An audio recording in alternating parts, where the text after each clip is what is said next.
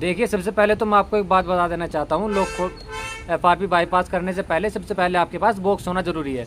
कोई भी ग्राहक अगर आपके पास आता है तो सबसे पहले उससे बॉक्स या फिर उसका बिल प्रूफ के तौर पर आपको देखना चाहिए, जब भी आपको एफआरपी बाईपास करनी है या फिर लॉक खोलना है। तो चलिए फटाफट से मैं आपको दिखाता हूँ।